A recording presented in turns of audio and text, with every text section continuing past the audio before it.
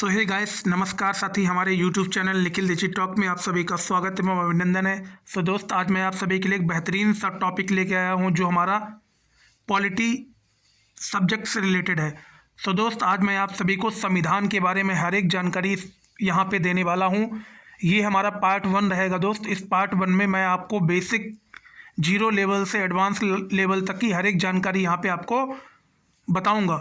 सो दोस्त, आप वीडियो में अंत तक जरूर बने रहिएगा और अभी तक आपने हमारा चैनल सब्सक्राइब नहीं किया है तो चैनल को सब्सक्राइब जरूर कर लीजिएगा। बेल नोटिफिकेशन को भी प्रेस कर लीजिएगा ताकि आगे आने वाले सभी वीडियोस की नोटिफिकेशन सबसे पहले आप सभी के पास पहुंच सके। तो ज़्यादा समय न गवाते हुए हम आज के अपने टॉपिक की ओर बढ़ते हैं। आज का जो हमारा टॉपिक है दोस्त, आज मैं आप सभी को बताऊँगा कि भैया संविधान क्या होता है और कैसे संविधान का निर्माण हुआ और कौन कौन से स्रोत थे। ये सभी तमाम जानकारी आपको इस वीडियो के माध्यम से मिलने वाली है, तो आप वीडियो में अंत तक जरूर बने रहिएगा। ये टॉपिक काफ़ी ज़्यादा इंपॉर्टेंट है, ये सभी परीक्षाओं के लिए इम्पॉर्टेंट है। भारत में होने वाली हर एक कम्पिटिटिव एग्जाम्स के लिए यह टॉपिक बहुत ही ज़्यादा मोस्ट इम्पॉर्टेंट है। तो आज मैं आप सभी को बताऊंगा भैया राज्य व्यवस्था क्या होती है, भारतीय राज्य व्यवस्था क्या है, भारतीय संविधान क्या है, कैसे भारतीय संविधान का निर्माण हुआ, कब बना, कब लागू हुआ, कितने उसमें अनुच्छेद थे और अब मौजूदा समय में कितने अनुच्छेद हैं। ये सभी तमाम जानकारी आपको इस सिंगल वीडियो में मिलने वाली है। ये हमारा पार्ट 1 रहेगा दोस्त। पार्ट 2 में मैं आपको पूरा पॉलिटी फिनिश कराऊंगा। ये हमारा पार्ट 1 रहेगा। पार्ट 2 या पार्ट 3, 3 हो सकते हैं, इससे ऊपर नहीं होंगे। 3 पार्ट में मैं आपको पूरी पॉलिटी फिनिश कराऊंगा। ये हमारा है पार्ट 1। तो चलिए टॉपिक की ओर बढ़ते हैं दोस्त, अपना टॉपिक शुरू करते हैं। तो आज का हमारा टॉपिक है भारतीय राज्य व्यवस्था। सबसे पहले मैं आपको बताऊंगा भारतीय राज्य व्यवस्था क्या होती है, उसके बाद मैं संविधान पे बढ़ूंगा। एक एक करके आपको हर एक जानकारी यहाँ पे मिलने वाली है, तो आप वीडियो में अंत तक जरूर बने रहिएगा। आप ज़रा समझिएगा भैया ये राज्य व्यवस्था क्या होती है। तो ये जो राज्य व्यवस्था होती है, ये राज्य व्यवस्था क्या होती है? ये राज्य व्यवस्था होती है भैया, राज्य व्यवस्था से जुड़े सबसे प्राथमिक अवधारणा होती है। क्या होती है? सबसे प्राथमिक अवधारणा होती। कौन सबसे प्राथमिक अवधारणा कौन होता है? राज्य होता है।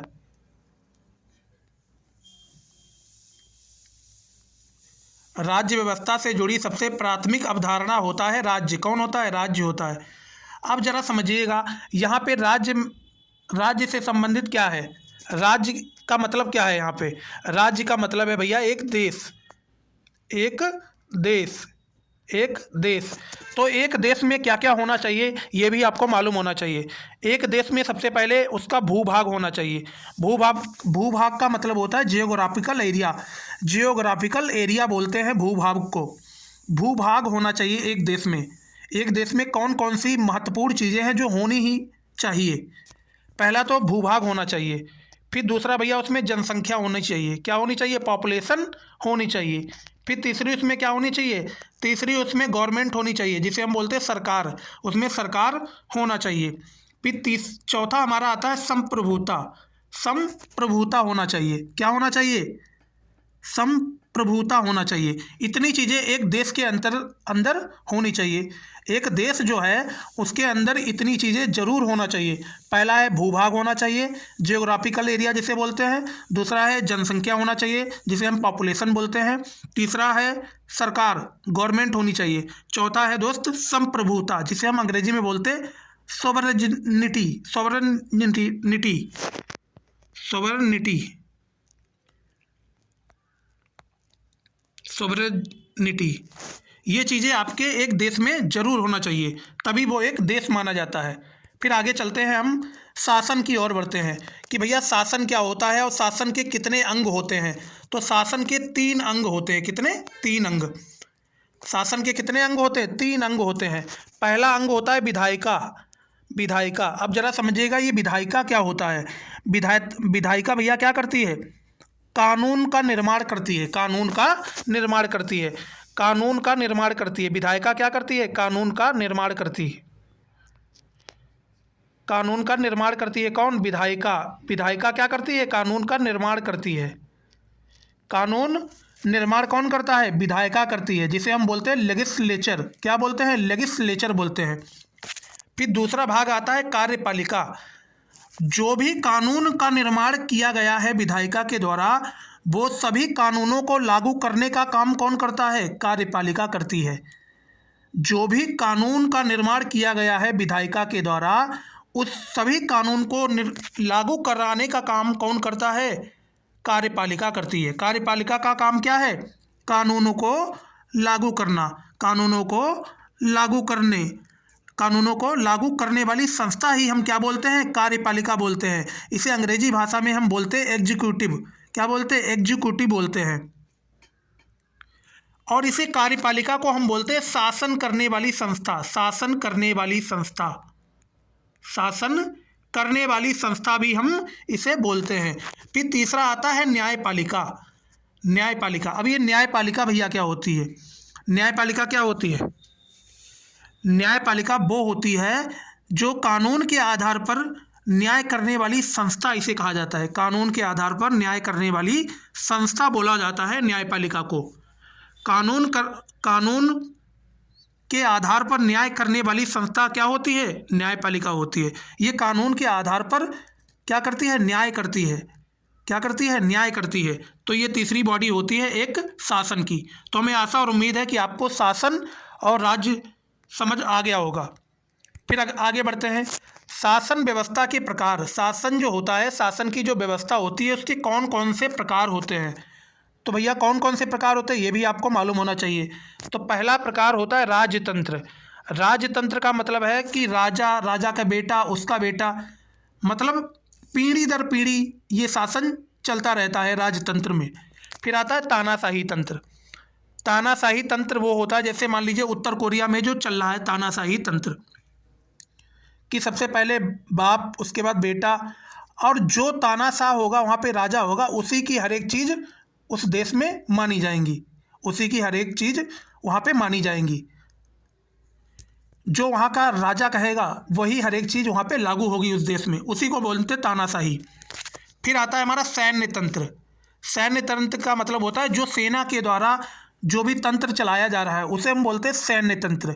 सेना के द्वारा, जैसे पूरे देश को सेना के द्वारा चलाया जा रहा है, उसी को हम बोलते हैं सैन्य तंत्र। फिर आता है लोकतंत्र। लोकतंत्र जैसे हमारा देश क्या है? लोकतंत्र है। लोकतंत्र का मतलब है जनता के द्वारा चुना हुआ। लोकतंत्र का मतलब है जनता के द्वारा चुना गया मुखिया, वही देश को क्या करता है? चलाता है। फिर आता है धर्मतंत्र। धर्मतंत्र में भैया क्या होता है? जैसे एक धर्म होता है, जैसे मान लीजिए कोई देश है, उसमें सबसे ज़्यादा पॉपुलेशन वाला कोई एक धर्म है, तो उसी धर्म को सबसे ज़्यादा वहाँ पे क्या दी जाएगी? महत्व दिया जाएगा। उसी के समर्थन में ज़्यादा से ज़्यादा वहाँ पे नियम कानून बनाए जाएंगे। तो ये होता है धर्मतंत्र। एक धर्म को मानने वाले देश किस में आएंगे? धर्मतंत्र में आएंगे। तो हमें आशा और उम्मीद है कि शासन व्यवस्था के प्रकार आपको क्लियर हो गए होंगे। अब हम बढ़ते हैं आगे की ओर। फिर आता है हमारा शासन। अब जरा समझिएगा ये शासन क्या होता है। अभी मैंने आपको शासन के 3 पार्ट बताए थे। पहला बताया था विधायिका, दूसरा बताया था कार्यपालिका, तीसरा बताया था न्यायपालिका। विधायिका वो होती है जो कानूनों को बनाती है। विधायिका वो होती है जो कानूनों को बनाती है, और कार्यपालिका वो होती है जो कानूनों को लागू कराती है, और न्यायपालिका वो होती है जो कानूनों के आधार पर न्याय करती है। तो हमें आशा और उम्मीद है कि इतनी चीज़ें आपको क्लियर हो गई होंगी। अब जरा समझिएगा, इसे आप विधायिका बोलिए चाहे व्यवस्थापिका बोलिए, कुछ भी बोल सकते हैं। तो ये विधायिका 2 तरह की होती है। एक होती है संघ और दूसरी होती है राज्य। संघ का मतलब है एक सेंट्रल में होगी और दूसरा स्टेट में होगी। एक सेंटर में होगी और दूसरी स्टेट में होगी। एक सेंटर में होगी और दूसरी भैया कहाँ होगी? स्टेट में होगी। इतनी चीज़ें आपको मालूम होना चाहिए। फिर आता है हमारा कार्यपालिका। कार्यपालिका क्या होती है? कार्यपालिका में भैया 2 आते हैं। केंद्रीय कार्यपालिका आती है और आती है कौन? प्रांतीय कार्यपालिका। इसमें भी 2 पार्ट होते हैं। पहली होती केंद्रीय कार्यपालिका, दूसरी होती प्रांतीय कार्यपालिका। फिर आता है हमारा न्यायपालिका। अब न्यायपालिका में भी भैया सबसे ऊपर कौन आता है? सर्वोच्च न्यायालय। सर्वोच्च न्यायालय का मतलब सुप्रीम कोर्ट। फिर उसके नीचे हाई कोर्ट्स। फिर उसके नीचे कौन आता है? हाई कोर्ट आते हैं। सबसे पहले सुप्रीम कोर्ट आएगा, फिर आएगा दोस्त हाई कोर्ट, फिर उसके बाद नीचे आते हैं अधीनस्थ न्यायालय। अधीनस्थ न्यायालय इसमें जैसे मान लीजिए ये डिस्ट्रिक्ट कोर्ट वगैरह ये सभी आ जाते हैं, इसके नीचे हाई कोर्ट के नीचे आ जाते हैं ये डिस्ट्रिक्ट कोर्ट वगैरह। तो हमें आशा और उम्मीद है कि आपको ये चीज़ें क्लियर हो गई होंगी। अब हम बढ़ते हैं आगे की ओर। फिर है राज्य का विधानमंडल। अभी विधानमंडल क्या होता है राज्य का, ये भी समझिएगा। तो राज्य का विधानमंडल में भैया 3 पार्ट होते हैं। पहला पार्ट होता है विधान परिषद, और ये विधान परिषद जो है वो भारत के सभी राज्यों में नहीं है, भारत के सभी राज्यों में नहीं है। और दूसरी क्या होती है, दूसरी होती है विधानसभा। दूसरी क्या होती है, विधानसभा होती है। फिर तीसरा इसमें पार्ट आता है राज्यपाल। राज्यपाल तीसरा कौन होता है, राज्यपाल। जैसे एक देश के लिए मुख्य कौन होता है, राष्ट्रपति होता है, वैसे सेम एक राज्य के लिए मुख्य कौन होता है, राज्यपाल होता है। गवर्नर जिसे बोलते हैं राज्यपाल होता है। तो भैया राज्य का विधानमंडल आपको क्लियर हो गया होगा। इसमें पहले कौन आता है, विधान परिषद, फिर विधानसभा, फिर राज्यपाल, फिर कौन, राज्यपाल। चलिए आगे बढ़ते हैं। फिर आता है हमारा संविधान सभा। यहाँ से संविधान सभा स्टार्ट होती है। अब यहाँ पे आपको ध्यानपूर्वक हर एक चीज़ यहाँ पे क्लियर करनी है। संविधान सभा क्या होती है और कब इसकी मांग उठी, ये सभी जानकारी आपको इस वीडियो के माध्यम से मिलने वाली है। संविधान सभा क्या होती है और इसकी कब मांग उठी है भारत में, ये सभी चीज़ें आपको अभी मालूम होने वाली है। तो आप वीडियो में अंत तक जरूर बने रहिएगा। सबसे पहले भैया संविधान सभा की मांग उठी थी अप्रत्यक्ष मांग। अप्रत्यक्ष का मांग है वो सीधे तौर पर मांग नहीं उठी थी, अप्रत्यक्ष तरीके से मांग की गई थी। किसकी, संविधान सभा की। सबसे पहले यह मांग दोस्त 1895 में की गई थी। किसके द्वारा, बाल गंगाधर तिलक के द्वारा। बाल गंगाधर तिलक के द्वारा 1895 में 1895 में बाल गंगाधर तिलक के द्वारा अप्रत्यक्ष मांग की गई थी। अप्रत्यक्ष मांग की गई थी स्वराज विधेयक पेश करने के बाद। स्वराज विधेयक पेश करने के बाद बाल गंगाधर तिलक के द्वारा 1895 में अप्रत्यक्ष मांग की गई थी संविधान सभा के लिए। ये चीज़ आपको क्लियर हो गई होगी। फिर उसके बाद क्या होता है भैया, 1906 में क्या होता है, दादा भाई नौरोजी के द्वारा कोलकाता अधिवेशन में स्वराज शब्द का सबसे पहले प्रयोग किया गया था। 1906 में दादा भाई नौरोजी के द्वारा स्वराज शब्द का सबसे पहले प्रयोग किया गया था। कहाँ पे, कोलकाता अधिवेशन में। ये चीज़ आपको ध्यान रखना है। तो हमारी सबसे पहले मांग कौन सी थी, अप्रत्यक्ष मांग। फिर दूसरी मांग हमारी है सांकेतिक मांग। सांकेतिक मांग, अब जरा समझिएगा ये सांकेतिक मांग कब कब की गई थी। तो याद रखिएगा 1922 गांधी जी स्वराज भारतीय लोगों की इच्छा की अभिव्यक्ति होगी, ना कि ब्रिटिश संसद या का कोई उपहार। सांकेतिक मांग में गांधी जी ने 1922 में क्या कहा था, गांधी जी ने कहा था स्वराज भारतीय लोगों की इच्छा की अभिव्यक्ति होगी, ना कि ब्रिटिश संसद का दिया गया कोई उपहार। ये चीज़ गांधी जी ने 1922 में कही थी। ये चीज़ आपको ध्यान रखना है, ये सांकेतिक मांग के अंतर्गत आ जाता है। फिर आता है प्रत्यक्ष मांग। प्रत्यक्ष मांग का मतलब होता है वो सीधे तौर पर डायरेक्ट मांग की गई, सीधे तौर पर मांग की गई। ये सीधे तौर पर मांग किसके द्वारा की गई थी, 1934 में एम.एन. रॉय के द्वारा।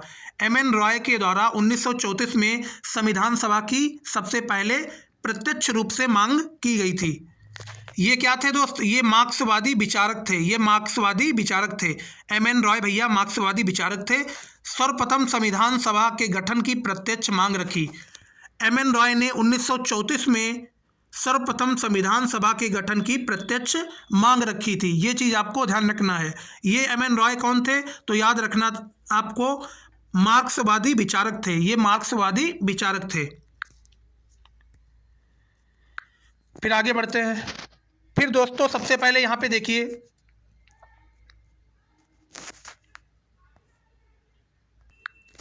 फिर यहाँ पे देखिए भैया अप्रत्यक्ष मांग में देखिए प्रस्ताव स्वराज, प्रस्ताव किस चीज़ का प्रस्ताव किया गया था, स्वराज विधेयक का प्रस्ताव किया गया था। स्वराज विधेयक प्रस्ताव यहाँ पे प्रस्तुत किया गया था और उसमें क्या बोला गया था, बहिष्कार करना, बहिष्कार, और राष्ट्रीय शिक्षा स्वदेशी, इन चीज़ों का ध्यान रखा गया था। जो स्वराज विधेयक प्रस्तुत किया गया था उसमें राष्ट्रीय शिक्षा और स्वदेशी चीज़ों की मांग की गई थी और अंग्रेजों का बहिष्कार करने की भी मांग की गई थी। फिर आता है हमारा सांकेतिक मांग में। सांकेतिक मांग में भैया देखिए 1923 में सप्रू समिति कॉमनवेल्थ ऑफ इंडिया बिल, इसमें भी संविधान सभा की सांकेतिक मांग की गई थी। फिर आता है 1935, कांग्रेस ने भी आधिकारिक रूप से संविधान सभा की गठन की बात कही। प्रत्यक्ष मांग में 1935 में कांग्रेस ने भी आधिकारिक रूप से संविधान सभा की गठन की बात कही। ये चीज़ आपको ध्यान रखना है, ये हमारे सभी प्रत्यक्ष मांग में है, ये याद रखना आपको। प्रत्यक्ष मांग, ये हमारे सांकेतिक मांग,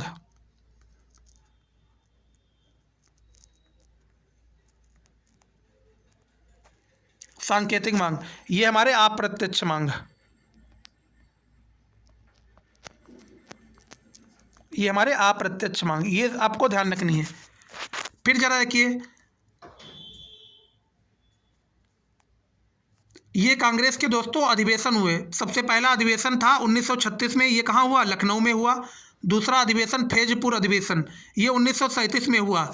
फिर तीसरा भैया हरिपुरा अधिवेशन जो 1938 में हुआ था। ये कांग्रेस के 3 अधिवेशन हुए थे, कांग्रेस के 3 अधिवेशन हुए थे। इन तीनों अधिवेशन में कांग्रेस ने संविधान सभा की क्या की? मांग की थी। इन तीनों अधिवेशन में कांग्रेस ने आधिकारिक रूप से संविधान सभा की गठन की बात कही थी। ये चीज़ आपको ध्यान रखनी है। फिर आगे आते हैं 1938, जवाहरलाल नेहरू के द्वारा कुछ कथन कहे गए। 1938 में भैया जवाहरलाल नेहरू के द्वारा यहाँ पे कुछ कथन भी कहे गए थे। अब वो सुनिएगा वो कौन से कथन थे। अब जो 1938 में जवाहरलाल नेहरू के द्वारा कुछ कथन कहे गए थे, ये 1938 में अध्यक्ष कौन था? तो याद रखिएगा अध्यक्ष कौन थे? सुभाष चंद्र बोस।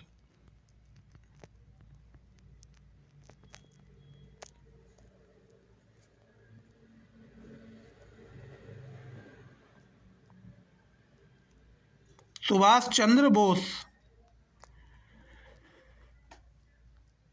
सुभाष चंद्र बोस। अब जरा गौर से देखिएगा यहाँ पे, अब यहाँ पे गौर से देखिएगा भैया, ये 1938 में जो हरिपुरा अधिवेशन चल रहा था कांग्रेस का, जो हरिपुरा अधिवेशन हुआ था 1938 में, इसमें जवाहरलाल नेहरू के द्वारा कुछ कथन कहे गए थे। वो जरा कथन सुनिएगा। स्वतंत्र भारत का संविधान, स्वतंत्र भारत का संविधान बिना किसी बाहरी हस्तक्षेप ऐसी संविधान सभा के द्वारा निर्मित किया जाएगा जो वयस्क मताधिकार के आधार पर निर्वाचित हो। भैया जवाहरलाल नेहरू ने हरिपुरा अधिवेशन 1938 में कुछ कथन कहे थे, उनके बारे में ज़रा सुनिएगा गौर से। इसमें इन्होंने ये कहा था स्वतंत्र भारत का जो संविधान है वो बिना किसी बाहरी हस्तक्षेप के बनेगा, बिना किसी बाहरी हस्तक्षेप के बनेगा। और क्या होगा? और उसमें वयस्क मताधिकार के आधार पर जो भी कैंडिडेट निर्वाचित होंगे वो वयस्क मताधिकार के आधार पर ही निर्वाचित होंगे। ये चीज़ जवाहरलाल नेहरू ने हरिपुरा अधिवेशन 1938 में कही थी। ये चीज़ आपको ध्यान रखना है। ये हरिपुरा अधिवेशन के अध्यक्ष कौन थे? तो याद रखना है सुभाष चंद्र बोस थे। फिर आता है दोस्त अगस्त प्रस्ताव। ये अगस्त प्रस्ताव 8 अगस्त 1940 को पेश किया जाता है। अगस्त प्रस्ताव, इसमें क्या बोला जाता है? इसमें क्या किया जाता है? डोमिनियन स्टेटस का दर्जा देने की बात कही गई। इस अगस्त प्रस्ताव 8 अगस्त 1940 को पेश किया जाता है। इसमें डोमिनियन स्टेटस का दर्जा देने की बात कही जाती है। ये चीज़ आपको ध्यान रखना है, ये चीज़ आपको ध्यान रखनी है। फिर आगे बढ़ते हैं। फिर आता है हमारा क्रिप्स मिशन 1942। Cripps mission 1942। अब जरा यहाँ पे एक चीज़ समझने वाली थी, एक चीज़ समझने वाली है, जरा समझिएगा भैया। उस टाइम पे वर्ल्ड वार सेकेंड चल रहा था, विश्व युद्ध, द्वितीय विश्व युद्ध चल रहा था। उस टाइम भैया अंग्रेज़ों के पास सेना की कमी पड़ गई थी, अंग्रेज़ लोग मारे गए थे, अंग्रेज़ों के पास सेना की कमी पड़ गई थी। तब ये लोग भारत की ओर बढ़े, तो इन्होंने क्या सोचा कि भारत के लोगों को सेना में भर्ती करके हम विश्व युद्ध में उतारेंगे। तो भारत के जो बड़े बड़े कैंडिडेट थे, जो बड़े बड़े लीडर थे भारत के, उन्होंने इस बात को बिल्कुल इनकार कर दिया। उन्होंने अंग्रेजों के सामने कुछ मांगे रखी कि आप हमारी संविधान का निर्माण करिए, आप हमारे क्या करिए, आप हमारे संविधान का निर्माण कराइए, हमारे संविधान सभा का गठन कराइए, उसके बाद ही हम अपने देश के नागरिकों को आपकी सेना में भर्ती होने के लिए जाने देंगे। तो अंग्रेजों के द्वारा कुछ प्रस्ताव लाए गए। उन प्रस्तावों में अंग्रेजों ने क्या किया दोस्त, अंग्रेजों ने भारत के सामने ये मांगे रखी थी कि अगर पहले हमारे पास आप सेना भेजिए, उसके बाद हम आपकी ये मांग स्वीकार करेंगे। अंग्रेजों ने ऐसा कहा भारत के लोगों को। अंग्रेजों ने क्या कहा, पहले आप अपने लोगों को हमारी सेना में भर्ती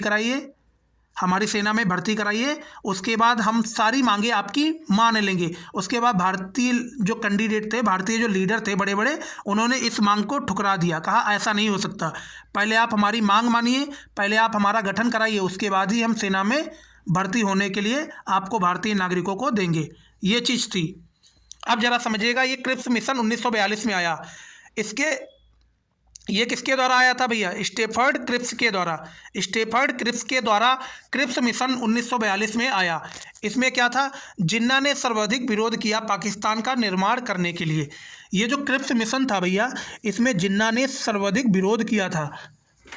क्या किया था? विरोध किया था पाकिस्तान का निर्माण कराने के लिए। ये चीज़ आपको ध्यान रखनी है। अब आगे आते संविधान सभा के निर्माण का कालक्रम। संविधान सभा के निर्माण का कालक्रम पढ़ते हैं। अब जरा समझिएगा, अगस्त प्रस्ताव 8 अगस्त 1940 को प्रस्तुत किया गया था। किसके द्वारा प्रस्तुत किया गया था? लिनलिथगे के द्वारा अगस्त प्रस्ताव 1940 प्रस्तुत किया गया था। इसमें कौन कौन सी बातें कही गई थी, सुनिए जरा। डोमेनियन स्टेटस का दर्जा दिया जाएगा। इसमें जो अगस्त प्रस्ताव 8 अगस्त 1940 को पेश किया गया था, किसके द्वारा? लिनलिथगे के द्वारा। इसमें ये बातें कही गई थी। कौन कौन सी बातें? डोमेनियन स्टेटस का दर्जा दिया जाएगा, पर दिया कब जाएगा? जब विश्व युद्ध खत्म हो जाएगा, उसके बाद दिया जाएगा। लेकिन ये सभी मांगे भारतीय जो बड़े बड़े लीडर्स थे, उनके द्वारा ये सभी मांगे ठुकरा दी गई।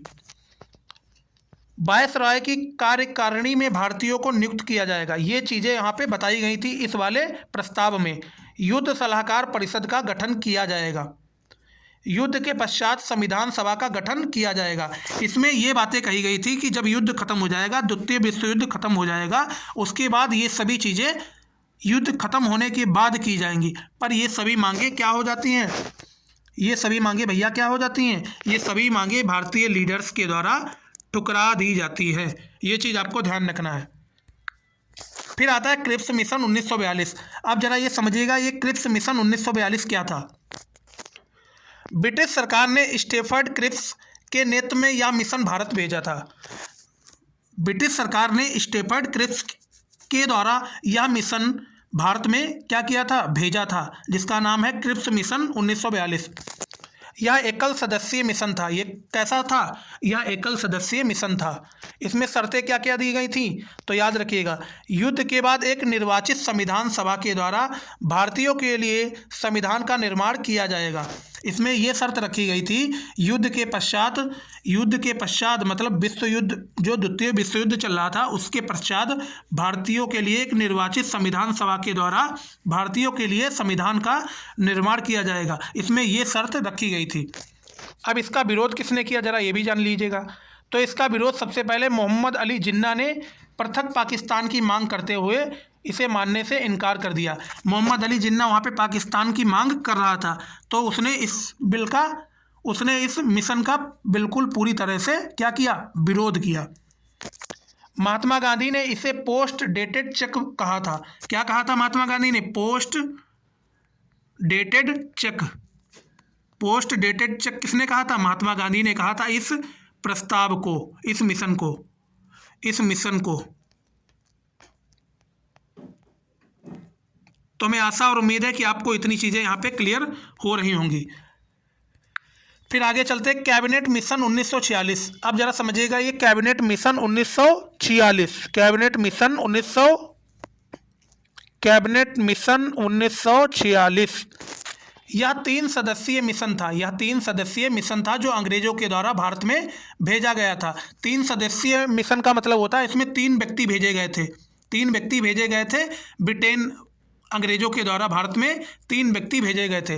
पहला जो व्यक्ति था जिसका नाम है लॉर्ड पैथिंग्स लॉरेंस, लॉर्ड पैथिंग लॉरेंस।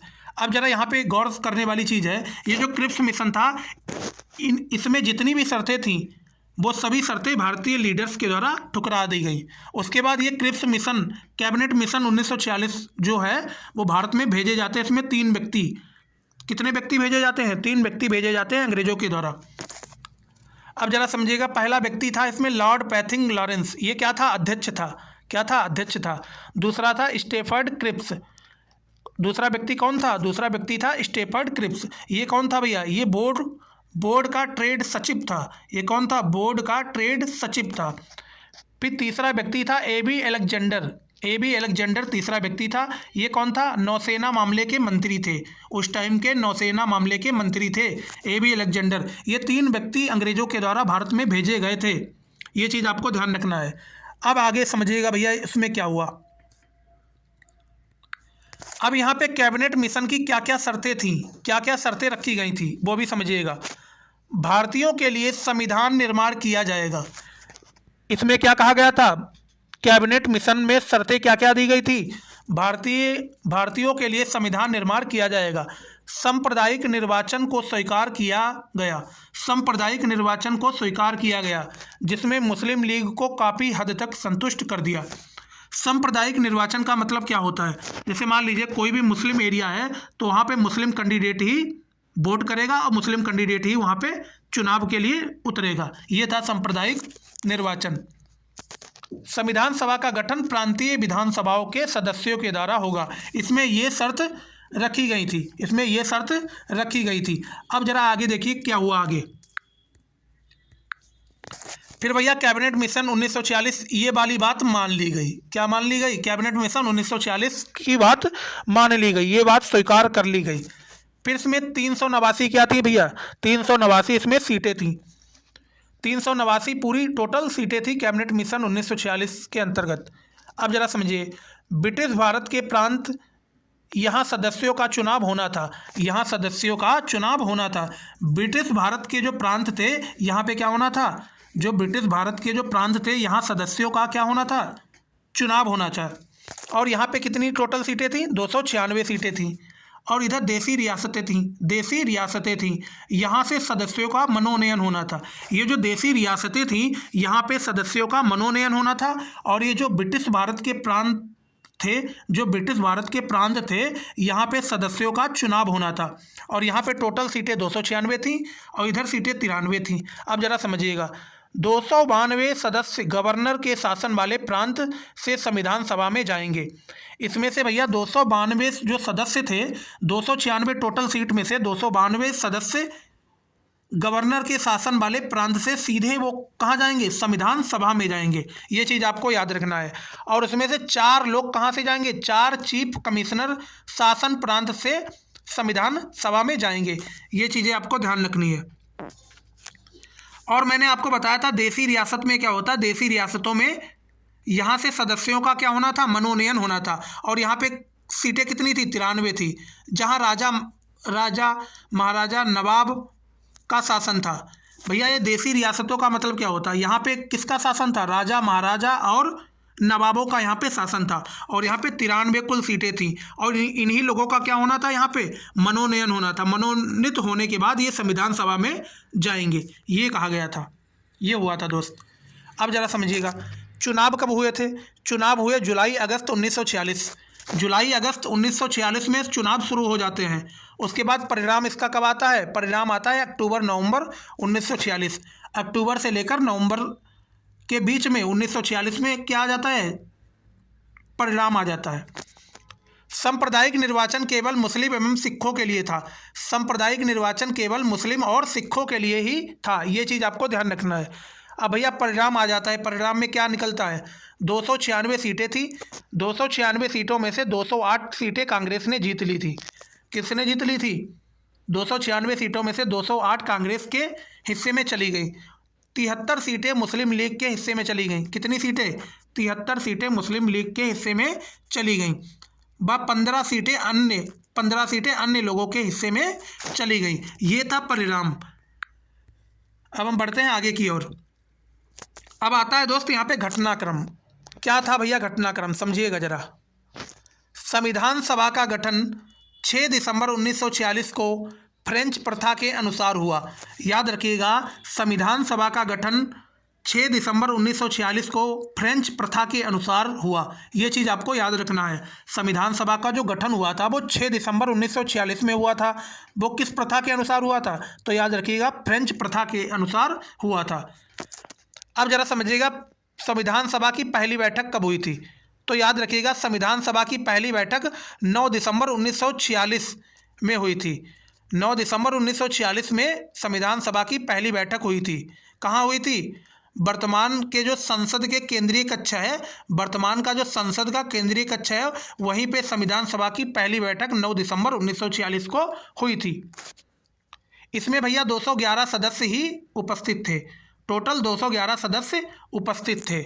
मुस्लिम लीग ने इस बैठक का विरोध किया। मुस्लिम लीग जो थी, इस मुस्लिम लीग ने इस बैठक का क्या किया? विरोध किया।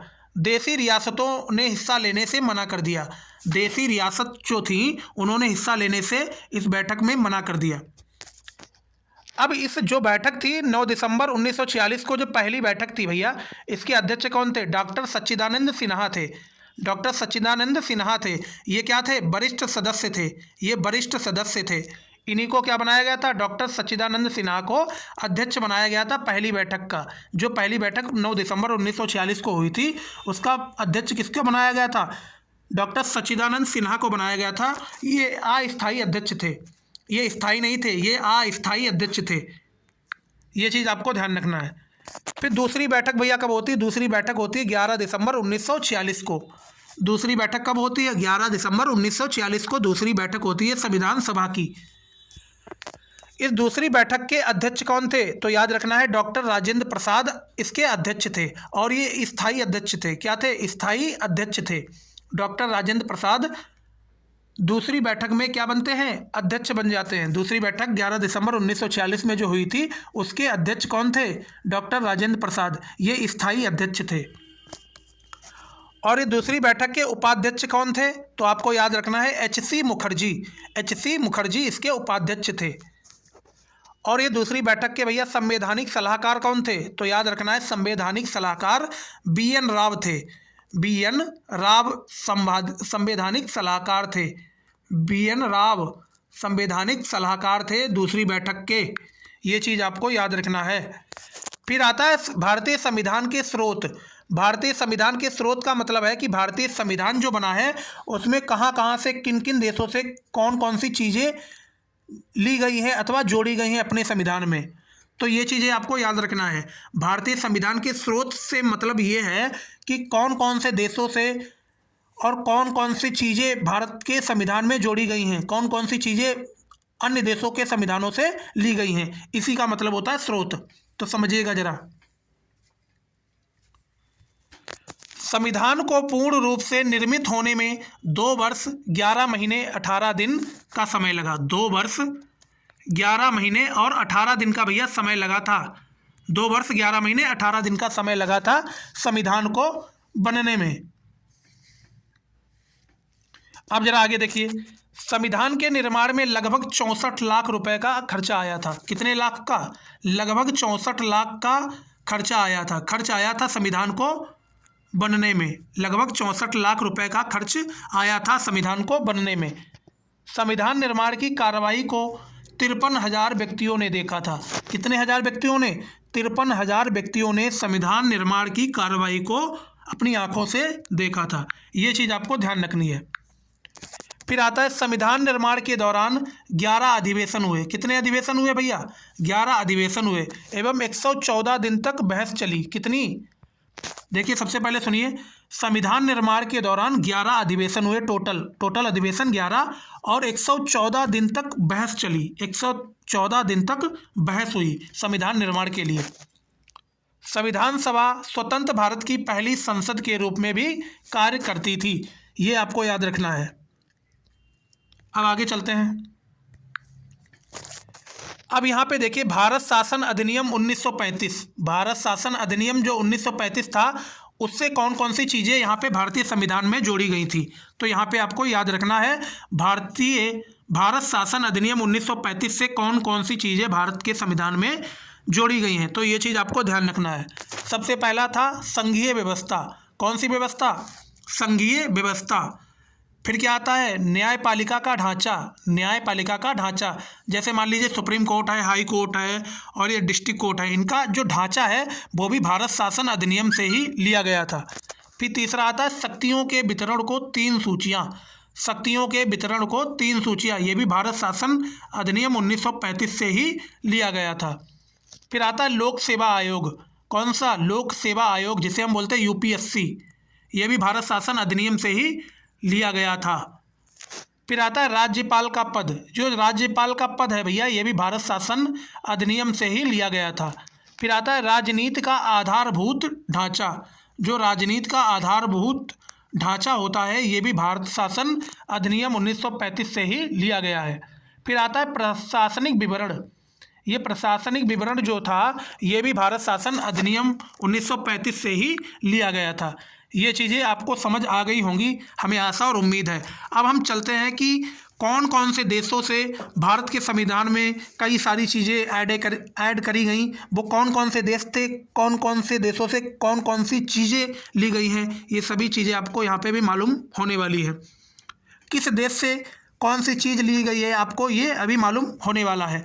तो सबसे पहला आता है ब्रिटेन का संविधान। तो ब्रिटेन के संविधान से क्या क्या जोड़ा गया है अपने भारत के संविधान में? तो सबसे पहली क्या आती है?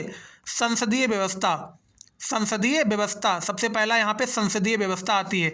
ये संसदीय व्यवस्था भैया अपने भारत के संविधान में जोड़ी गई है। कहाँ से लिया गया है? ब्रिटेन के संविधान से लिया गया। फिर आता है द्विसदनीय व्यवस्था। द्विसदनीय व्यवस्था ब्रिटेन के संविधान से लिया गया है। फिर आता है संसदीय विशेषाधिकार। संसद के जो विशेषाधिकार होते हैं, वो भी हमारा ब्रिटेन के संविधान से ही लिया गया है। फिर आता है एकल नागरिकता। एकल नागरिकता, अब एकल नागरिकता का मतलब ये समझ लीजिएगा, जैसे भारत है, तो भारत के आप अगर मूल नागरिक हैं तो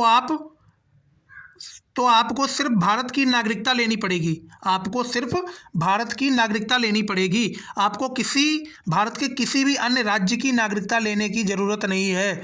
अगर आप भारत की नागरिकता ले रखे हैं तो आप भारत के किसी भी राज्य में जा सकते हैं। आपको भारत के किसी भी अन्य राज्य की नागरिकता लेने की ज़रूरत नहीं पड़ेगी। जैसे अमेरिका में क्या होता है? अमेरिका में जैसे मान लीजिए कोई व्यक्ति अमेरिका का रहने वाला है, तो सबसे पहले उसको अमेरिका की नागरिकता लेनी पड़ेगी। अमेरिका की नागरिकता लेने के बाद, जैसे मान लीजिए एक राज्य है अमेरिका का न्यूयॉर्क, तो उसको राज्य की भी नागरिकता लेनी पड़ती है और देश की भी नागरिकता लेनी पड़ती है। तो ये चीज़ें हैं नागरिकता से रिलेटेड। तो एकल नागरिकता भैया ब्रिटेन के संविधान से ली गई है। तो अपने देश में एकल नागरिकता है। एकल नागरिकता का मतलब होता है कि हमें अपने देश में क्या होता है, एक ही नागरिकता लेनी पड़ती है। मतलब देश की नागरिकता ही सिर्फ लेनी पड़ती है। हमें राज्यों की नागरिकता से कोई लेना देना नहीं है। हमें राज्यों की नागरिकता लेने की ज़रूरत नहीं है। तो इसी को हम बोलते हैं एकल नागरिकता। फिर आता है मंत्रिमंडलीय प्रणाली। ये भी हमारा ब्रिटेन के संविधान से ली गई थी। फिर आता है परम अधिकार रिटें। परम अधिकार रिटें। फिर आता है विधायी प्रक्रिया। विधायी प्रक्रिया भी ब्रिटेन के संविधान से लिया गया था। फिर आता है head of the state. Head of the state का मतलब है एक देश का मेन मुखिया, सबसे पहला व्यक्ति कौन होगा? राष्ट्रपति होगा, प्रेसिडेंट होगा। ये भी हमारा ब्रिटेन के संविधान से ही लिया गया था। फिर आता है head of the government. Government, सरकार का मुखिया कौन होगा? प्रधानमंत्री होगा, पीएम होगा, प्रधानमंत्री। ये चीज़ आपको ध्यान रखनी है। फिर आगे बढ़ते हैं। फिर अब आगे आता है अमेरिका का संविधान। अब जरा गौर से देखिएगा अमेरिका के संविधान से कौन कौन सी चीज़ें अपने भारत के संविधान में ऐड की गई हैं, जोड़ी गई हैं। सबसे पहला आता मौलिक अधिकार। सबसे पहला कौन? मौलिक अधिकार। मौलिक अधिकार कहाँ से लिया गया है? अमेरिका के संविधान से। फिर आता है राष्ट्रपति पर महाभियोग। राष्ट्रपति पर महाभियोग। महाभियोग होता है दोस्त, राष्ट्रपति को हटाने की प्रक्रिया को ही हम महाभियोग बोलते हैं। यह भी हमारे अमेरिका के संविधान से लिया गया है। फिर आता है सर्वोच्च और उच्च न्यायालयों के न्यायाधीशों को हटाना। सर्वोच्च और उच्च न्यायालयों के जो न्यायाधीश होते हैं उनको हटाने का जो प्रक्रिया होती है वो भी हमारे अमेरिका के संविधान से ही ली गई है। फिर आता है उपराष्ट्रपति का पद। उपराष्ट्रपति का जो पद होता है वो भी हमारे अमेरिका के संविधान से ही लिया गया है। फिर आता है न्यायपालिका की स्वतंत्रता एवं सर्वोच्चता। न्यायपालिका की जो स्वतंत्रता होती है और जो सर्वोच्चता होती है वो भी अमेरिका के संविधान से ही लिया गया है। न्यायपालिका की स्वतंत्रता एवं सर्वोच्चता। स्वतंत्रता का मतलब है कि न्यायपालिका किसी के बस में काम ना करे, न्यायपालिका किसी के बस में काम ना करे और न्यायपालिका सबसे सर्वोच्च है। ये कहाँ से लिया गया है? अमेरिका के संविधान से लिया गया है। आगे बढ़ते हैं। आगे आता है कनाडा का संविधान। कनाडा के संविधान से क्या क्या लिया गया है वो भी चीज़ आपको मालूम होना चाहिए। कनाडा का संविधान तो यहाँ से भैया लिया गया है सशक्त केंद्र के साथ संघीय व्यवस्था। सशक्त केंद्र के साथ संघीय व्यवस्था यहाँ से लिया गया है।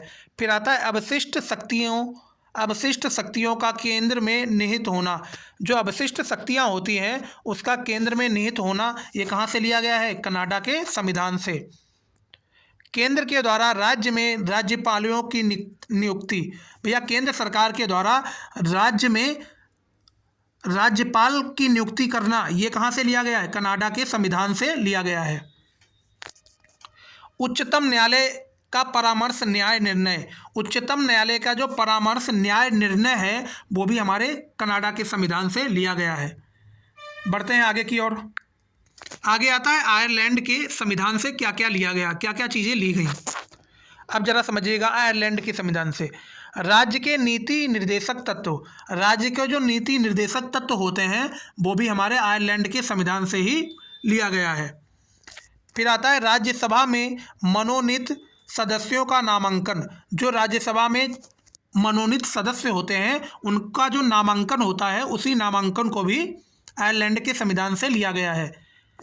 फिर आता है राष्ट्रपति का निर्वाचन पद्धति। भैया जो राष्ट्रपति का निर्वाचन पद्धति होती है वो भी आयरलैंड के संविधान से ही लिया गया है कि राष्ट्रपति कैसे निर्वाचित होगा, कैसे उसका चुनाव होगा, उसकी निर्वाचन जो पद्धति होती है वो आयरलैंड के संविधान से ही ली गई है। ये चीज़ आपको ध्यान रखना है। फिर आता है दक्षिण अफ्रीका का संविधान। दक्षिण अफ्रीका के संविधान से कौन सी चीज़ें ली गई हैं तो गौर से देखिएगा। संविधान में संशोधन की प्रक्रिया। संविधान में जो संशोधन की प्रक्रिया है वो दक्षिण अफ्रीका के संविधान से लिया गया है। संशोधन की जो प्रक्रिया है वो दक्षिण अफ्रीका के संविधान से लिया गया है। संशोधन का मतलब है कि उसको कुछ अपडेट करना, उसको कुछ सुधार करना। वो कहाँ से लिया गया है? दक्षिण अफ्रीका के संविधान से लिया गया है। दक्षिण अफ्रीका मतलब साउथ अफ्रीका के संविधान से लिया गया है। साउथ अफ्रीका के संविधान से लिया गया है। आगे बढ़ते हैं। राज्यसभा के सदस्यों का निर्वाचन। जो राज्यसभा के भैया सदस्य होते हैं उनका जो निर्वाचन होता है, ये जो राज्यसभा के सदस्यों का जो निर्वाचन होता है वो भी हमारा दक्षिण अफ्रीका के संविधान से लिया गया है। आगे बढ़ते हैं। ऑस्ट्रेलिया का संविधान। अब जरा समझिएगा ऑस्ट्रेलिया का संविधान से कौन कौन सी चीज़ें ली गई हैं। सबसे पहले प्रस्तावना की भाषा। सबसे पहले क्या लिया गया है? प्रस्तावना की भाषा। प्रस्तावना की भाषा के बारे में कहाँ से लिया गया है? ऑस्ट्रेलिया के संविधान से लिया गया है। ऑस्ट्रेलिया के संविधान से प्रस्तावना की भाषा ली गई है। ये चीज़ आपको ध्यान रखना है।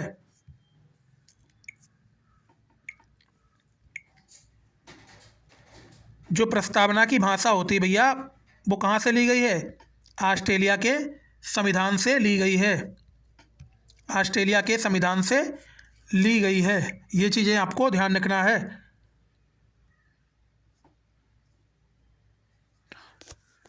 अब ये भी आपको मालूम होना चाहिए कि प्रस्तावना को प्रियम्बल बोलते हैं। क्या बोलते हैं? प्रियम्बल बोलते हैं। जो प्रियम्बल है भैया, प्रस्तावना है, उसकी जो भाषा होगी वो कहाँ से लिया गया है? ऑस्ट्रेलिया के संविधान से लिया गया है। फिर आता है समवर्ती सूची। समवर्ती सूची का मतलब है कॉन्करेंट लिस्ट। जो कॉन्करेंट लिस्ट है ये भी ऑस्ट्रेलिया के संविधान से ही लिया गया है। संसद के दोनों सदनों की संयुक्त बैठक। जो संसद की दोनों सदनों की जो संयुक्त बैठक होती है, संसद के दोनों सदन जो होते हैं उनकी जो संयुक्त बैठक होती है वो भी हमारे ऑस्ट्रेलिया के संविधान से ही लिया गया है। तो ये चीज़ें आपको याद रखना है। व्यापार, वाणिज्य और समागम की स्वतंत्रता। व्यापार की स्वतंत्रता, वाणिज्य की स्वतंत्रता और समागम की स्वतंत्रता भी ऑस्ट्रेलिया के संविधान से लिया गया है। बढ़ते हैं आगे की ओर। फिर आता है जर्मनी का संविधान। इस जर्मनी के संविधान को हम बोलते हैं बीमर कॉन्स्टिट्यूशन, बीमर संविधान। इसे हम बोलते हैं बीमर संविधान। ये चीज़ आपको याद रखना है। आपातकाल के समय मौलिक अधिकारों का निलंबन। भैया जब आपातकाल का समय आएगा, जो इमरजेंसी का टाइम होगा, वहाँ पे मौलिक अधिकार जो होंगे उनका पूरी तरह से निलंबन हो जाना, उनका पूरी तरह से निलंबन हो जाना। ये कहाँ से लिया गया है? जर्मनी के वाइमर संविधान से लिया गया है। जर्मनी के संविधान से लिया गया है। क्या लिया गया है? आपातकाल के समय मौलिक अधिकारों का निलंबन। ये चीज़ें आपको याद रखना है। चलिए आगे बढ़ते हैं। फिर आता है भूतपूर्व सोवियत संघ का संविधान। भूतपूर्व सोवियत संघ का संविधान, इससे क्या लिया गया है? तो आपको याद रखना है, मूल कर्तव्य यहाँ से लिया गया है। मूल कर्तव्य का मतलब होता है फंडामेंटल ड्यूटीज। फंडामेंटल ड्यूटीज भूतपूर्व सोवियत संघ के संविधान से लिया गया है। सामाजिक, आर्थिक एवं राजनीतिक न्याय। जो भैया न्याय होता है, सामाजिक हो चाहे वो राजनीतिक हो, चाहे वो आर्थिक न्याय हो, ये तीनों प्रकार के न्याय कहाँ से लिया गया है? भूतपूर्व सोवियत संघ के संविधान से लिया गया है। ये चीज़ें हमें आशा और उम्मीद है कि आपको ये सभी चीज़ें क्लियर हो गई होंगी। अब जरा देखिएगा भैया, फ्रांस के संविधान से क्या क्या लिया गया है। तो फ्रांस के संविधान से सबसे पहले लिया गया है क्या? Republican state. रिपब्लिकन स्टेट लिया गया है।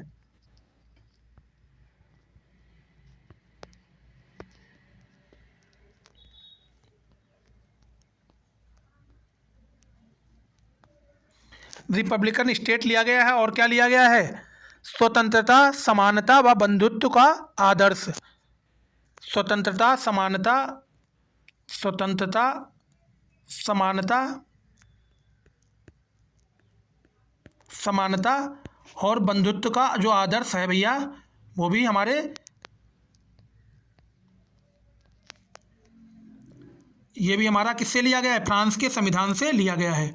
ये चीज़ आपको ध्यान रखनी है। ये चीज़ आपको क्या करनी है? ध्यान रखनी है। अब हम बढ़ते हैं आगे की ओर। फिर आगे आता है हमारी भैया तीसरी बैठक कब हुई थी? संविधान सभा की तीसरी बैठक कब हुई थी? तो आपको ये मालूम होना चाहिए, संविधान सभा की तीसरी बैठक 13 दिसंबर 1946 को हुई थी। 13 दिसंबर 1946 को संविधान सभा की तीसरी बैठक हुई थी। अब जरा समझिएगा, जवाहरलाल नेहरू ने संविधान सभा के सामने उद्देश्य प्रस्ताव प्रस्तुत किया। जब भैया संविधान की सभा की तीसरी बैठक हो रही थी, तीसरी बैठक 13 दिसंबर 1946 को हुई थी, उसी टाइम पे जवाहरलाल नेहरू के द्वारा उद्देश्य प्रस्ताव प्रस्तुत किया जाता है। क्या प्रस्ताव प्रस्तुत किया जाता है? उद्देश्य प्रस्ताव प्रस्तुत किया जाता है तीसरी बैठक में। और ये तीसरी बैठक कब हुई थी? 13 दिसंबर 1946 में। ये चीज़ आपको याद रखना है। यह प्रस्ताव संविधान सभा ने 22 जनवरी 1947 को स्वीकार कर लिया। 22 जनवरी 1947 को उद्देश्य प्रस्ताव को संविधान सभा ने क्या कर लिया? स्वीकार कर लिया। आगे बढ़ते हैं। अब उद्देश्य प्रस्ताव क्या था, जरा समझिएगा। उद्देश्य प्रस्ताव में क्या क्या कहा गया था? अब संविधान सभा पूर्ण रूप से एक संप्रभु संस्था बन गई है। जो संविधान सभा है, अब वो स्वतंत्र रूप से संविधान सभा पूर्ण रूप से एक संप्रभु संस्था बन गई है। ये उद्देश्य प्रस्ताव में कहा गया था। भारत के नागरिकों को सामाजिक, आर्थिक, राजनीतिक न्याय प्रदान किए जाएंगे।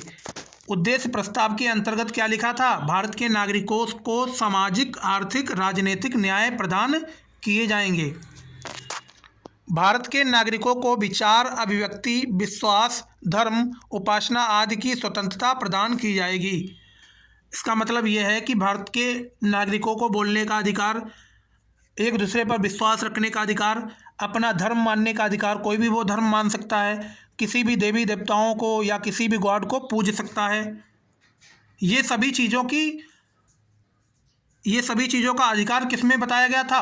उद्देश्य प्रस्ताव में बताया गया था। फिर आता है SC, ST एवं अल्पसंख्यक माइनॉरिटी के हितों की रक्षा की जाएगी। इस उद्देश्य प्रस्ताव में ये भी बताया गया था, ये भी लिखा था कि SC ST, SC का मतलब होता है शेड्यूल्ड कास्ट, ST का मतलब होता है शेड्यूल्ड ट्राइब एवं अल्पसंख्यक माइनॉरिटी के हितों की रक्षा की जाएगी। ये था उद्देश्य प्रस्ताव में कहे गए कथन। फिर आता है कुछ समितियां थी। अब उन समितियों के आपको ये भी मालूम होना चाहिए कौन कौन सी वो समितियां थी, कौन कौन सी वो कमेटी थे, और वो कौन कौन सी कमेटी थे और उन कमेटी के कौन कौन अध्यक्ष थे। ये सभी चीज़ें आपको मालूम होना चाहिए। तो चलिए हम देखते हैं कौन कौन सी कमेटी बनाई गई थी। तो पहली थी भैया संघ संविधान समिति। संघ संविधान समिति, इस संघ संविधान समिति क्या था? संघ संविधान समिति, इसका अध्यक्ष कौन था ये बताइएगा।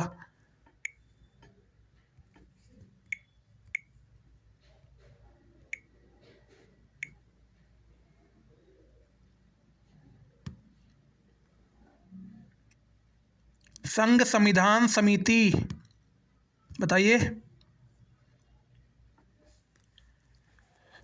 संघ संविधान समिति,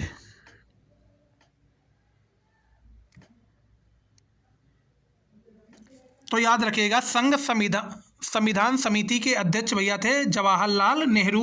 कौन थे? जवाहरलाल नेहरू। फिर आता है संघ शक्ति समिति। संघ की जो शक्ति है वो समिति बनाई गई थी, उसके भी अध्यक्ष जवाहरलाल नेहरू ही थे। फिर आता है प्रांतीय संविधान समिति। प्रांतीय संविधान समिति के अध्यक्ष सरदार पटेल थे। कौन थे? सरदार पटेल थे। नियम प्रक्रिया समिति, नियम प्रक्रिया समिति के अध्यक्ष डॉक्टर राजेंद्र प्रसाद थे। कौन थे? डॉक्टर राजेंद्र प्रसाद थे। संचालन समिति, संचालन समिति बनाई गई थी, उसके अध्यक्ष कौन थे? डॉक्टर राजेंद्र प्रसाद थे। फिर आता है देसी रियासतों से वार्ता संबंधी समिति।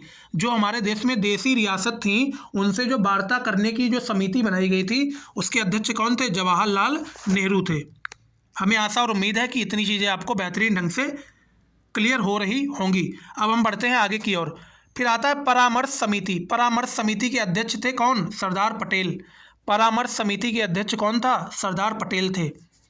फिर आता है मौलिक अधिकार संबंधी उप समिति। मौलिक अधिकारों की जो उप समिति थे, मौलिक अधिकारों की जो उप समिति थी उसके अध्यक्ष कौन थे? JB कृपलानी। JB कृपलानी थे। फिर आता है अल्पसंख्यक मामलों की उप समिति। जो अल्पसंख्यक थे, अल्पसंख्यक के जो मामले थे उनकी जो उप समिति बनाई गई थी उसके भैया अध्यक्ष कौन थे? HC मुखर्जी। HC मुखर्जी। फिर आता है प्रारूप समिति। प्रारूप समिति के अध्यक्ष कौन थे? डॉक्टर भीमराव अंबेडकर थे। डॉक्टर भीमराव अंबेडकर थे किसके? प्रारूप समिति के अध्यक्ष। अब ये जो प्रारूप समिति थी भैया, ये प्रारूप समिति 7 सदस्यीय समिति थी। इसमें कितने मेंबर्स थे? 7 मेंबर्स थे। इसका गठन कब किया गया? इसका गठन किया गया 29 अगस्त 1947 को। 29 अगस्त 1947 को प्रारूप समिति का गठन किया गया और इसमें मेंबर्स कितने थे? 7 सदस्य थे। कितने सदस्य? 7 सदस्य थे प्रारूप समिति में, जिसके अध्यक्ष कौन थे? डॉक्टर भीमराव अंबेडकर थे। आगे बढ़ते हैं। अब जरा मैंने भी आपको बताया था प्रारूप समिति के 7 सदस्य थे। प्रारूप समिति में 7 मेंबर्स थे। अब वो मेंबर्स के नाम जरा यहाँ पे आप गौर करके देख लीजिएगा। आपको ये मालूम होना चाहिए प्रारूप समिति के अध्यक्ष कौन थे? डॉक्टर भीमराव अंबेडकर थे प्रारूप समिति के अध्यक्ष। अब इसमें मेंबर्स कौन कौन से थे? तो याद रखिएगा मेंबर्स थे कन्हैयालाल मणिक लाल मुंशी। कन्हैयालाल मणिक लाल मुंशी ये मेंबर्स थे। मोहम्मद सादुल्लाह खान ये भी मेंबर्स थे प्रारूप समिति के। फिर आते हैं कृष्ण स्वामी अय्यर, ये भी क्या थे? मेंबर्स थे प्रारूप समिति के। फिर आते हैं गोपाल स्वामी अयंगर, ये भी प्रारूप समिति के मेंबर थे। फिर आता है BL मित्र। BL मित्र, अब जरा यहाँ पे गौर करिएगा। BL मित्र भैया पहले प्रारूप समिति के अध्यक्ष थे। उसके बाद इनका कुछ स्वास्थ्य कारणों से इन्होंने क्या कर दिया? स्वास्थ्य कारणों से इन्होंने इस्तीफा दे दिया। क्या दे दिया? इस्तीफा दे दिया। उसके बाद कौन बना भैया प्रारूप समिति का? प्रारूप समिति का इनकी जगह पे कौन सदस्य बना? तो याद रखिएगा N माधव राव। N माधव राव इनकी जगह पे प्रारूप समिति के सदस्य बन गए। फिर आता है DP खैतान। उसके बाद आते हैं DP खैतान, ये भी प्रारूप समिति के क्या थे? मेंबर्स थे। इनकी मृत्यु भैया 1948 में हो जाती है। इनकी मृत्यु 1948 में हो गई थी। तो इनकी मृत्यु होने के बाद इनकी जगह पे कौन आया था? TT कृष्णामाचारी। टीटी कृष्णमचारी इनकी जगह पे प्रारूप समिति के सदस्य बन गए थे। ये थे 7 मेंबर्स हमारे कहाँ के, प्रारूप समिति के। हमें आशा और उम्मीद है कि आप सभी को हर एक चीज़ यहाँ पे क्लियर हो रही होगी। तो दोस्त, जो जानकारी हमारे द्वारा दी जा रही है, अगर आपको अच्छी लग रही हो तो वीडियो को लाइक करना, चैनल को सब्सक्राइब करना बिल्कुल भी ना भूले। तो चलिए हम बढ़ते हैं नेक्स्ट टॉपिक की ओर। वीडियो में अंत तक जरूर बने रहिएगा। अभी मैंने आपको बताई थी कुछ बड़ी समितियां थी, वो वाली हमारी बड़ी समितियां थी। अब यहाँ पे कुछ छोटी भी कमेटीज थी, कुछ हमारी छोटी कमेटी थी, कुछ हमारी छोटी समितियां थी, उनके बारे में भी आप जान लीजिएगा। सबसे पहली कमेटी थी स्टाफ समिति। स्टाफ समिति के अध्यक्ष कौन थे? डॉक्टर राजेंद्र प्रसाद। फिर आता है राष्ट्रध्वज संबंधित समिति, इसके भी अध्यक्ष डॉक्टर राजेंद्र प्रसाद ही थे। फिर अगली समिति आती है क्रेडेंशियल समिति। क्रेडेंशियल समिति के अध्यक्ष कौन थे? अल्लादी कृष्ण स्वामी अय्यर। फिर आता है नागरिकता हेतु समिति। नागरिकता हेतु समिति बनाई गई थी, उसके अध्यक्ष थे यस वर्दाचारी। फिर आता है सर्वोच्च न्यायालय हेतु समिति। सर्वोच्च न्यायालय के लिए एक समिति बनाई गई थी, उसके अध्यक्ष थे यस वर्दाचारी। फिर आता है भाषा संबंधित समिति। भाषा संबंधित समिति कौन? उसके अध्यक्ष थे एस के धर थे। कौन थे? एस के धर। फिर आता है संविधान के वित्तीय प्रावधानों हेतु समिति बनाई गई थी, उसके अध्यक्ष कौन थे? नलिनी रंजन सरकार। नलिनी रंजन सरकार इसके अध्यक्ष थे। फिर आता है प्रेस दीर्घा समिति। प्रेस दीर्घा समिति के अध्यक्ष कौन थे? उषानाथ सेन। उषानाथ सेन ये अध्यक्ष थे। तो हमें आशा और उम्मीद है कि आपको अध्यक्ष क्लियर हो गए होंगे। अब यहाँ पे गौर से देखिएगा एक चीज।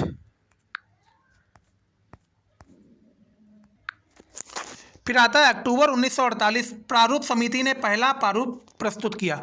भैया याद रखिएगा, अक्टूबर 1948 को जो प्रारूप समिति बनाई गई थी, जिसमें 7 सदस्य बनाए गए थे, जिसमें 7 सदस्य बनाए गए थे प्रारूप समिति में, जिसके अध्यक्ष कौन थे? डॉक्टर भीमराव अंबेडकर थे। तो इन्होंने क्या किया? अक्टूबर 1948 को प्रारूप समिति ने पहला प्रारूप प्रस्तुत किया। किसका प्रारूप? संविधान का पहला प्रारूप अक्टूबर 1948 को इन्होंने प्रस्तुत किया। अब जरा समझिए, प्रथम वाचन। प्रथम वाचन का मतलब इसको कितनी बार पढ़ा गया? प्रथम बार कब पढ़ा गया? 4 नवंबर से लेकर 9 नवंबर 1948 तक सबसे पहले प्रारूप समिति जो बनाई गई थी, प्रारूप समिति के द्वारा जो प्रारूप प्रस्तुत किया गया था, उसकी जो रीडिंग थी, उसका जो अध्ययन था, वो सबसे पहले कब किया गया था? 4 नवंबर से 9 नवंबर 1948 के बीच में किया गया था। केवल 5 दिन ही चला। ये क्या चला? केवल 5 दिन चला। फिर दूसरा द्वितीय वाचन। ये द्वितीय वाचन कब से कब तक? याद रखिएगा, द्वितीय वाचन 15 नवंबर 1948 से लेकर 17 अक्टूबर 1949 तक ये द्वितीय वाचन चला। बात आई समझ में? ये भैया लगभग कितने महीने चला? 11 महीने लगभग चला। ये चीज़ आपको याद रखना है। फिर आता है तृतीय वाचन। तृतीय वाचन कब से कब तक चला? तो याद रखिएगा, तृतीय वाचन 14 नवंबर 1949 से लेकर 26 नवंबर 1949 तक चला। कौन सा? तृतीय वाचन। अब जरा यहाँ पे समझिएगा, केवल 13 दिन चला। कितने दिन चला ये तृतीय वाचन? केवल 13 दिन। संविधान पूर्ण रूप से तैयार हुआ। इसी तृतीय वाचन में संविधान पूर्ण रूप से तैयार हो गया। संविधान सभा के 264 सदस्यों ने क्या किए? हस्ताक्षर किए। क्या किए? हस्ताक्षर किए। ये भी आपको मालूम होना चाहिए। कितने मेंबर्स ने? 264 मेंबर्स ने संविधान सभा के 264 ने मेंबर्स ने क्या किया? हस्ताक्षर किया। ये चीज़ आपको मालूम होना चाहिए। अब हम बढ़ते हैं आगे की ओर। भारत स्वतंत्रता अधिनियम 1947 को पारित हुआ। भारत स्वतंत्रता अधिनियम 1947 को क्या हुआ? पारित हुआ। भारत स्वतंत्रता अधिनियम 1947 को क्या कर दिया गया? पारित कर दिया गया। विभाजन के बाद कुल सीटें 299 रह गईं। भैया जब भारत और पाकिस्तान का जब विभाजन हो गया तो भारत में कुल सीटें कितनी रह गईं? 299 रह गईं। 299 सीटें रह गईं। अब जरा समझिएगा 299 सीटों का आंकड़ा। ब्रिटिश भारत के प्रांत से चुनाव हुआ। वहाँ पे कितने मेंबर्स आए? 229 मेंबर्स। फिर यहाँ पे आता है देसी रियासतों से मनोनयन। देसी रियासतों से मनोनयन हुए, यहाँ से कितने कैंडिडेट? 70 कैंडिडेट आए। ये चीज़ आपको ध्यान रखनी है। फिर चलते हैं 26 नवंबर 1949 को तीसरा वाचन। 26 नवंबर 1949 को भैया तीसरा वाचन हुआ। किसका तीसरा वाचन हुआ? प्रारूप समिति का। अब समझिएगा, संविधान पूर्ण रूप से तैयार हो गया। संविधान क्या हो गया? पूर्ण रूप से तैयार हो गया। 26 नवंबर 1949 को तीसरा जब वाचन चल रहा था, इसमें संविधान पूर्ण रूप से क्या हो गया? तैयार हो गया। 284 या 299 सदस्यों ने संविधान पर हस्ताक्षर किए। याद रखिएगा, हस्ताक्षर किए। 4 प्रावधानों को उसी दिन लागू कर दिया गया। 4 प्रावधानों को भैया उसी दिन लागू कर दिया गया। अस्थायी एवं संक्रमणशील प्रावधान। अब जरा समझिएगा, वो कौन कौन से 4 प्रावधान थे जिनको उसी दिन से लागू कर दिया गया था। 26 नवंबर 1949 से ही उसको लागू कर दिया गया था। पहला उसमें था अस्थायी एवं संक्रमणशील प्रावधान। दूसरा था चुनाव। दूसरा क्या था? चुनाव था। तीसरा इसमें क्या था? अंतरिम संसद। चौथा क्या था? नागरिकता था। ये चारों क्या थे? ये चारों भैया प्रावधान जो थे उसी दिन से लागू कर दिए गए थे, 26 नवंबर 1949 से ही। इन 4 प्रावधानों के अंतर्गत आने वाले 16 अनुच्छेदों को भी उसी दिन लागू किया गया। इन चारों प्रावधानों के अंतर्गत 16 अनुच्छेद आ रहे थे। कितने आर्टिकल? 16 आर्टिकल। उन 16 आर्टिकलों को भी उसी दिन से लागू कर दिया गया था। ये चीज़ आपको ध्यान रखना है। फिर आते हैं आगे। शेष संविधान 26 जनवरी 1950 को लागू किया गया था। जो बचा हुआ संविधान था भैया, शेष संविधान, वो 26 जनवरी 1950 को पूर्णतया लागू कर दिया गया था। ये चीज़ आपको ध्यान रखनी है। लाहौर अधिवेशन 1929। कौन सा अधिवेशन? लाहौर अधिवेशन 1929 में कांग्रेस ने घोषणा की थी 26 जनवरी 1930 को पूर्ण स्वराज दिवस मनाएंगे। 26 जनवरी 1930 को कांग्रेस ने क्या किया था? घोषणा कर दी थी कि हम इसको पूर्ण स्वराज दिवस के रूप में मनाएंगे। ये चीज़ आपको ध्यान रखनी है। आगे बढ़ते हैं। संविधान की विशेषताएं। अब संविधान की कुछ विशेषताएं हैं, प्रमुख, उन्हें भी आप देख लीजिए।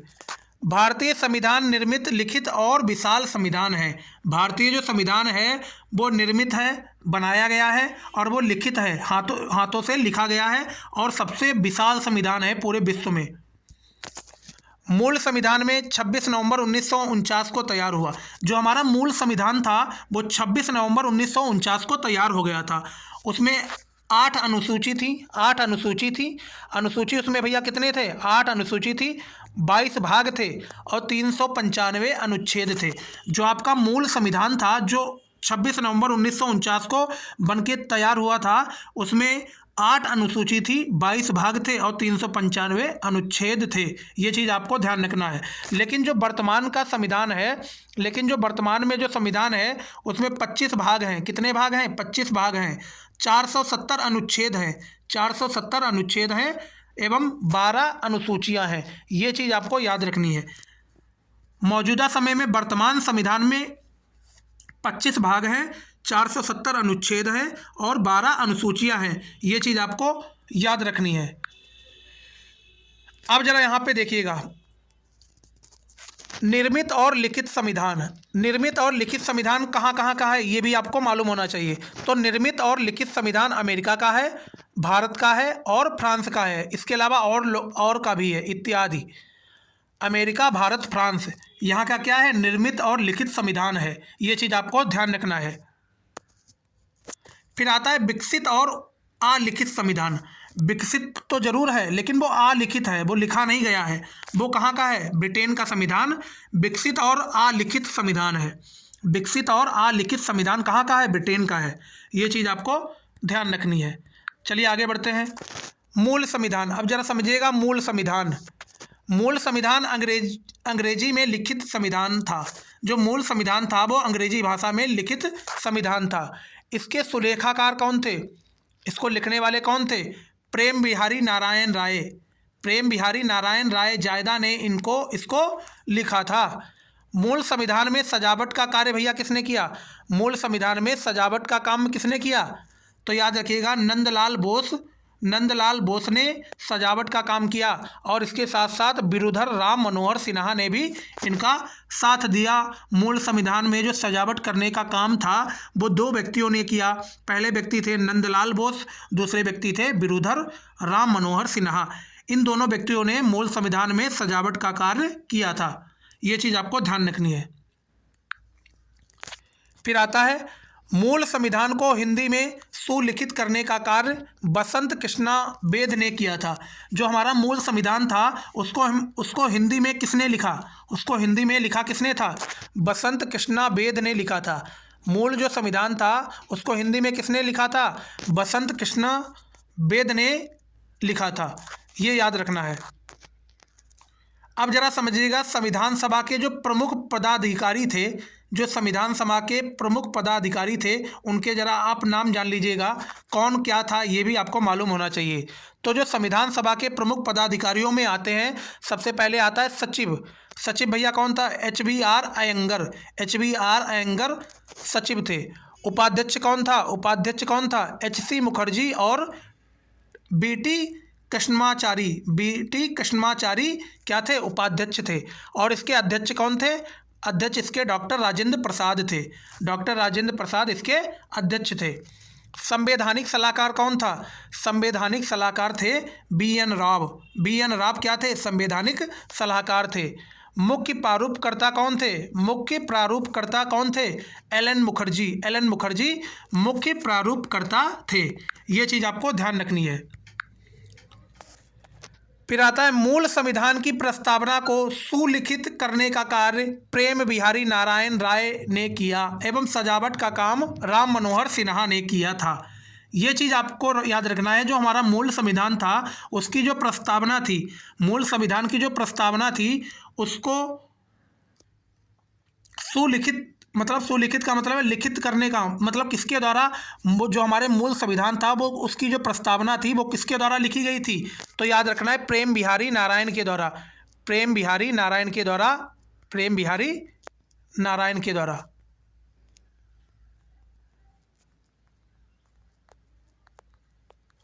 प्रेम बिहारी नारायण के द्वारा। ये चीज़ आपको ध्यान रखनी है। और सजावट का काम किसने किया? राम मनोहर सिन्हा ने किया। ये चीज़ भी आपको याद रखनी है।